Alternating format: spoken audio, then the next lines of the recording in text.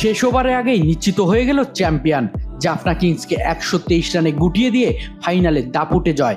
LPL 2026-এর champion হলো গল গ্যালান্টার্স। আর ফাইনালে সাকিব আল হাসানের পারফরমেন্সও ছিল নজরকাড়া।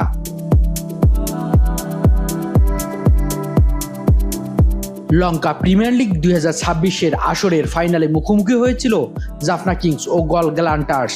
কলম্বোর প্রেমাদাসা স্টেডিয়ামে টসে জিতে প্রথমে ব্যাটিংয়ের সিদ্ধান্ত নেয় জাফনা কিংস। তবে শুরু থেকেই গলের বোলারদের নিয়ন্ত্রিত বোলিংয়ের সামনে সমস্যায় পড়ে জাফনা কিংসের ব্যাটিং লাইন আপ। নিয়মিত বিরতিতে উইকেট হারাতে থাকে জাফনা। বড় কোনো জুটি না হওয়ায় স্কোরবোর্ডে বড় সংগ্রহ তুলতে পারেনি তারা।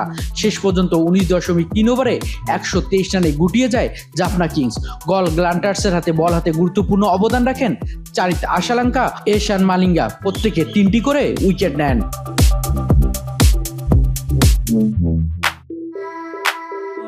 $124 রানের লক্ষ্য তারা করতে নেমে কিছুটা ব্যাটিং চাপে পড়ে গল।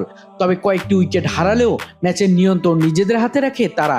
শেষ দিকে অধিনায়ক দাসুন সানাকার ঝড়ো ব্যাটিংয়ে গলের জয়কে আরও সহজ করে দেয়। মাত্র 9 বলে 20 রানের কার্যকরী ইনিংস খেলেন তিনি। শেষ পর্যন্ত 15.5 ওভারে 5 উইকেট হারিয়ে 126 রান করেন গল গ্যালান্টার্স। অর্থাৎ 25 বল হাতে রেখে 5 উইকেটের বড় জয় পায় গল গ্যালান্টার্স। জাফনা কিংসের হয়ে বল হাতে দারুণ ভূমিকা রাখলেও ম্যাচ জয়ের ক্ষেত্রে তেমন কোনো বাধা হতে পারেনি সাকিব আল হাসান। 4 ওভারে বল করে 15 রান দিয়ে নিয়েছেন গুরুত্বপূর্ণ 2টি উইকেট।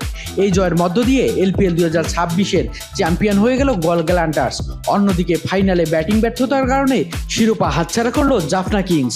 ফাইনালে মঞ্চে গলের বোলিং আধিপত্য, সাকিবের কার্যকর স্পেল, শেষ দিকে সানাকার ঝড়, সব মিলিয়ে দুর্দান্ত এক জয় তুলে নিল গল গ্যালান্টার্স।